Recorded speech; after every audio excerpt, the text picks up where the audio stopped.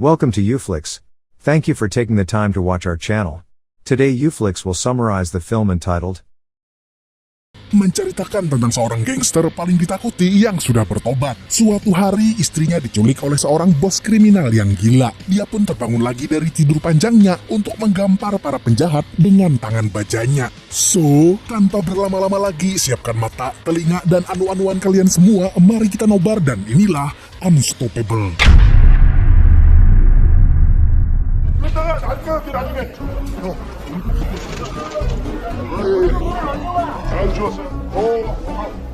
Kisah akan berfokus pada seorang penjual ikan bernama Kang Dongchul. Tapi karena sulit untuk mengucapkannya, kita panggil saja dia Don Lee. Don Lee punya karib dekat bernama Chun-sik, mas-mas bertampang mirip Bopa Castello ini. Hari itu, ada kunjungan dari orang-orang serikat dagang. Mereka hendak menagih uang pemeliharaan kepada para pedagang di pasar. Mereka memang sering menagih, tak jarang dengan sikap yang tidak mengenakan. Setelah itu, Don Lee dan Chun-sik menemui seorang pengusaha yang mengajak mereka kerjasama dalam investasi kepiting raja. Walaupun pengusaha tersebut terlihat agak meragukan, Don merasa ini sebuah peluang bisnis yang lumayan. Don pun menyerahkan semua uang tabungannya di bank, berharap akan mendapat keuntungan dari investasi tersebut. Don Lee sendiri memiliki seorang istri bernama Jisoo, yang bekerja di sebuah panti jompo dan warung mie ayam Pak Eko. Setelah Jisoo mengetahui bahwa semua uang tabungannya sudah ludes, dia sangat kecewa pada suaminya yang tidak berdiskusi dulu dengannya.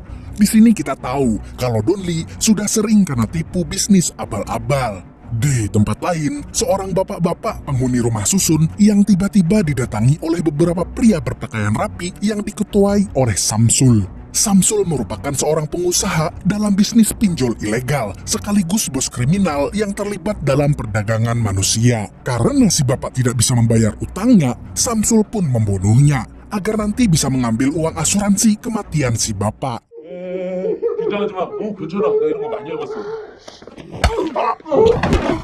Tak lama setelah itu, muncul anak gadis yang merupakan putri dari si bapak. Samsul pun memutuskan untuk menangkap si gadis dengan maksud untuk dijual dan mendapat keuntungan lebih besar daripada uang asuransinya si bapak. Namun, tak disangka, dalam perjalanan pulang ke markas, supir Samsul tidak sengaja menabrak mobilnya Don Lee. Supir Samsul memberi uang ganti rugi, tapi Don Lee tidak mau menerimanya karena dia ingin membuat laporan kerusakan mobil. Karena supir Samsul terkesan meremehkan Don Lee, Jisoo pun keluar dan memarahi supir si Samsul untuk membela suaminya. Melihat keributan di luar, Samsul pun turun dan mengeluarkan supirnya dari mobil. Lalu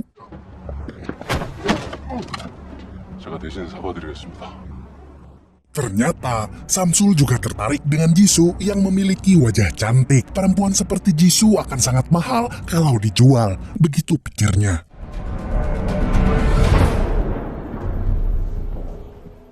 Sebulan berlalu, Don Lee mendatangi serikat dagang untuk meminta gajinya, tapi ketua serikat tidak mau memberikannya. Dia hanya bisa memberikan sebagian kecil dari gajinya. Don Lee pun mau tidak mau harus menerimanya.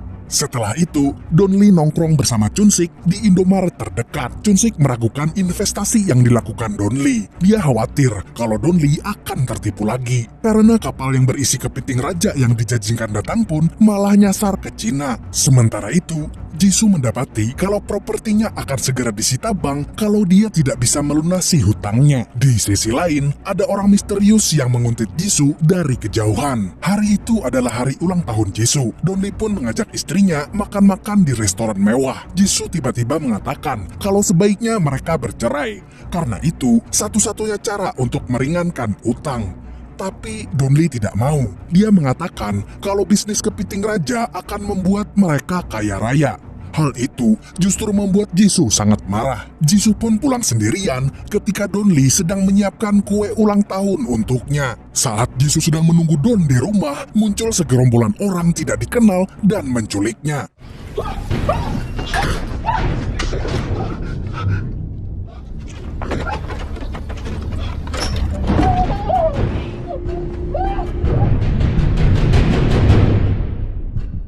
Dan ketika Don Lee pulang, dia langsung tahu kalau istrinya diculik karena kondisi rumah yang berantakan.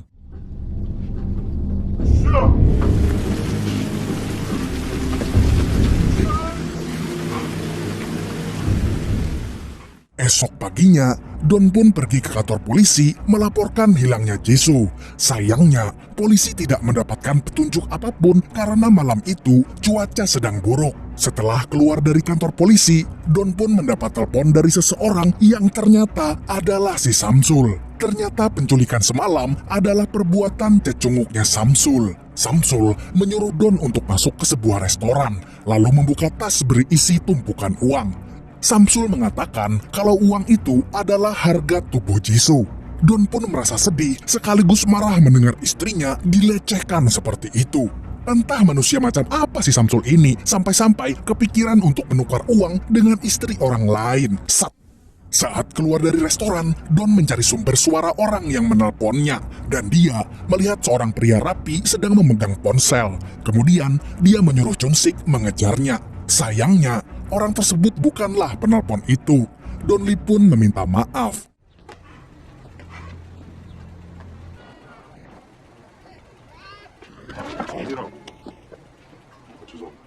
Don Lee pun kembali ke kantor polisi dan menyerahkan tas berisi uang tersebut, berharap itu bisa dijadikan petunjuk untuk mencari Jisoo.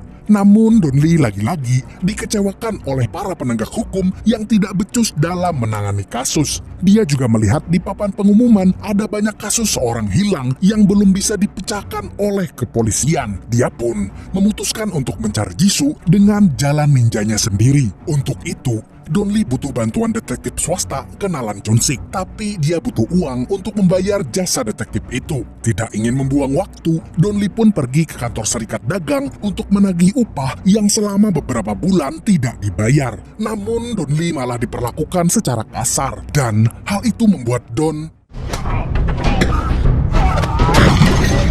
돈 가지고 와 빨리. Ketua serikat pun langsung ketakutan dan akhirnya memberikan uang Don Lee. Rasakan. Setelah mendapatkan uangnya, Don bersama Chun-sik pun pergi ke seorang detektif swasta bernama sebut saja Detektif Mahmud. Dengan melihat rekaman CCTV restoran saat Don menemukan tas berisi uang itu, Detektif Mahmud pun langsung melakukan penyelidikan dengan mendatangi perusahaan mobil. Hal itu dilakukan untuk mencari tahu pemilik mobil yang dikendarai oleh si penjahat. Setelah pemilik mobil ditemukan, Don Lee, Chun-sik, dan Detektif Mahmud pun mendatangi rumah orang tersebut. Tapi ternyata mobil itu telah dijual oleh si pemilik karena dia terlibat utang judi slot. Alhasil, dia tidak tahu siapa yang menculik Jisoo sebenarnya. Kemudian, Don Lee menanyakan tempat judi yang sering didatangi pemilik mobil itu. Don Lee CS pun pergi ke tempat judi itu dan langsung disambut oleh manajernya. Setelah manajer itu tahu bahwa tujuan Don Lee CS bukanlah untuk berjudi ataupun membeli narkoboy, dia pun langsung memanggil cecunguknya untuk menghajar mereka. Detektif Mahmud pun langsung gaya-gayaan ingin melawan mereka sendirian. Alhasil, Don Lee pun harus tetap turun tangan untuk menempeleng orang-orang itu. Belum tahu dia. Pada akhirnya, si manajer pun mau kooperatif dengan memberikan sebuah kartu nama perusahaan yang telah membeli mobil tersebut.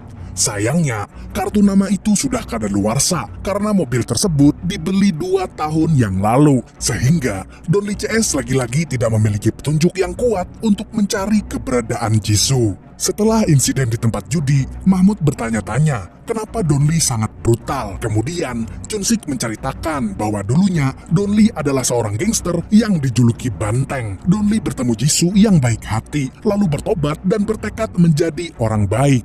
Kini, Banteng tidur itu dibangkitkan lagi oleh si Samsul, Jahanam Samsul. Malam itu, Don Lee akhirnya mengetahui kalau perdagangan manusia yang dilakukan Samsul ada hubungannya dengan Germo yang pernah dia lihat. Don Lee pun menghampiri Germo itu. Karena Germo itu berniat kabur, Don akhirnya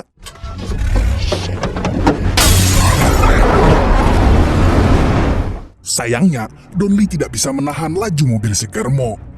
Singkat cerita, Detektif Mahmud pun berhasil menemukan informasi tentang seorang korban yang mengalami kasus yang sama seperti si Don Lee. Tidak ingin membuang waktu, Don Lee CS pun langsung berangkat untuk menemui orang itu. Saat sudah bertemu, akhirnya Donli menemukan titik terang tentang orang yang telah menculik Jisoo, yang tidak lain adalah si Samsul, pria kaya pemilik perusahaan pinjol ilegal, sekaligus bos kriminal yang sering membeli istri orang untuk dijual ke luar negeri dan dijadikan sebagai atlet pengenceritan pemuas nafsu pria hidung belang. Pria itu juga mengungkapkan penyesalannya karena telah menjual sang istri hanya demi cuan semata. Dia juga menjelaskan bahwa Samsul bukanlah manusia. Dia adalah sosok iblis yang tidak peduli dengan penderitaan orang lain. Setelah itu, Donli dan Chun-sik melihat pria yang tadi berbicara dengan mereka telah bundir melompat dari lantai atas. Berbekal informasi yang diberikan pria malang itu, Donli pun langsung pergi ke tempat perusahaan pinjol milik Samsul, di mana dia akhirnya bertemu kembali dengan sopir Samsul yang pernah menabrak mobilnya tempo hari. Ketika sopir Samsul tidak mau bekerja sama, Donli pun langsung menghajarnya.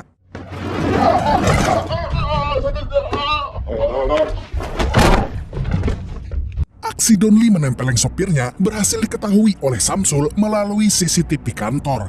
Samsul pun langsung menghubungi anak buahnya untuk berbicara langsung dengan Donli. Hal itu justru membuat Donli semakin marah karena Jisoo dijambak dan diancam akan dibunuh kalau Donli tidak mau mencabut nyawa sopir Samsul. Entah apa yang ada di kepala iblis satu ini. Yang jelas dia kesal dengan sopirnya yang berhasil ditangkap Donli.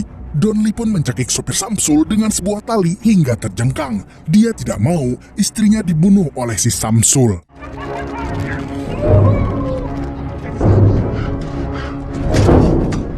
Kemudian, Samsul menyuruh Donli untuk mengembalikan semua uangnya dan ditukar dengan nyawa Jisoo, istrinya. Setelah video call selesai, Donli CS pun segera menyadarkan sopir si Samsul dengan menyayat kulit kepalanya agar aliran darahnya kembali normal. Di sini kita tahu kalau Donli masih punya hati nurani walaupun kekuatannya setingkat dewa mabuk. Sopirnya Samsul juga akhirnya mau buka mulut tentang semua kejahatan si Samsul kepada Donli, sekaligus memberitahu letak markas si Samsul. Beralih ke markas tempat dikurungnya para korban kejahatan si Samsul, kita akhirnya bisa melihat kondisi Jisoo bersama para wanita malang lainnya. Di situ juga terlihat ada seorang pria yang ditugaskan khusus untuk mencicipi dan menguji seberapa bagus barang dagangan mereka. Yang tidak lain adalah si Germo. Itu adalah profesi yang sangat membagongkan. Di sana Jisoo mencoba menyelamatkan dirinya dan gadis-gadis lain di sana. Sementara itu, Donli CS pergi ke kantor polisi, tempat penyimpanan barang bukti dan sitaan, untuk mengambil uang milik si Samsul yang akan ditukar dengan nyawa Jisoo. Dengan menyamar sebagai orang dari kejaksaan, detektif Mahmud dan Chun-sik pun dengan pedenya meminta tas berisi uang tersebut. Ketika mereka berdua ketahuan, Donli pun dengan cepat meledakkan salah satu mobil di parkiran untuk mengalihkan perhatian para polisi.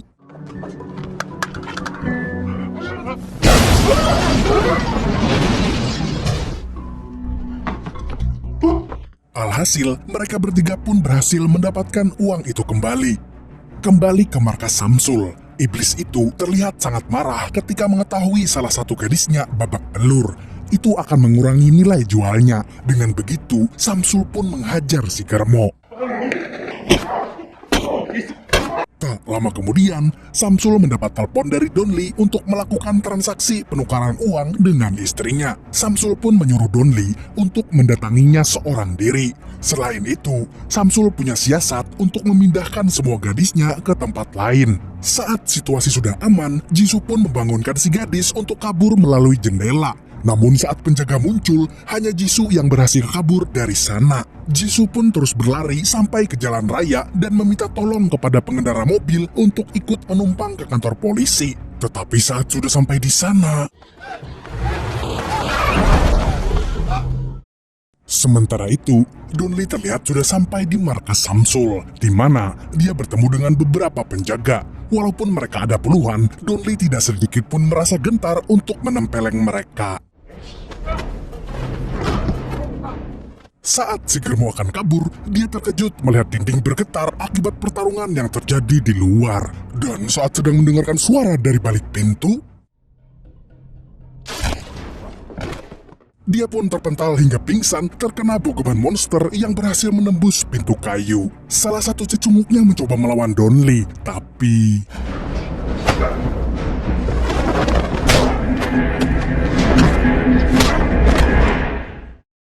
Di luar, Chun-sik dan detektif Mahmud berhasil menggagalkan pemindahan para korban, sehingga mereka semua berhasil diselamatkan dari para hidung belang tidak bertanggung jawab.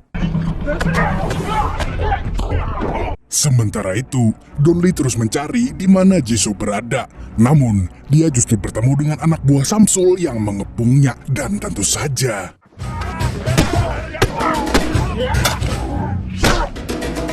ketika para krocok-krocok sudah tumbang, muncullah salah satu anak buah Samsul yang memiliki tubuh tinggi besar, di mana Donli awalnya sedikit kewalahan. Tetapi bukan Donli kalau dia kalah begitu saja.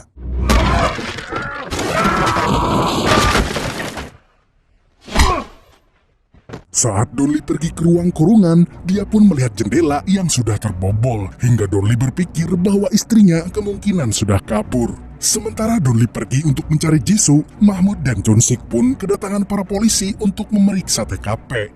Secara tidak langsung, Donli CS telah membantu kepolisian dalam mengungkap kasus kejahatan yang cukup berat itu. Di sisi lain, Donli yang terlihat baru saja akan keluar gerbang, secara kebetulan dia berpapasan dengan mobil si Samsul yang sedang membawa Jisoo, hingga mereka terlibat kejar-kejaran di jalan raya.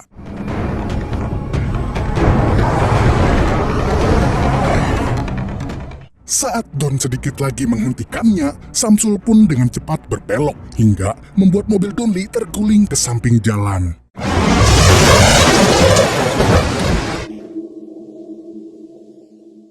Dengan penuh emosi, Samsul pun mengambil sebuah kapak dan menghampiri Donli. Dia menyuruh Donli keluar dan menghadapinya.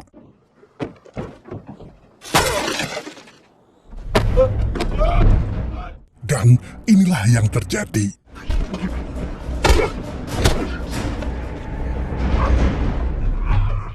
Sadar bahwa dirinya tidak bisa apa-apa, Samsul pun meminta maaf dan mengaku telah berbuat salah. Tapi karena Don tetap mendekat, Samsul mengancam akan bunuh diri. Donli pun menghiraukannya dan terus menghajarnya.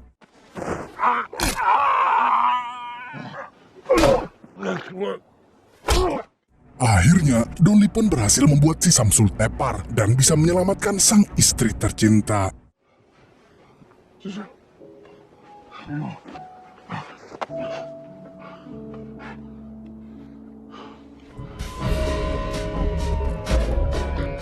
Setelah semua hal buruk yang terjadi, Donli pun akhirnya bisa sukses besar berkat investasi kepiting raja yang dilakukannya di awal. Donli dan Jisoo terlihat berbahagia sambil makan kepiting raja tersebut. Film pun tamat dengan sangat mengharukan. Thank you for watching.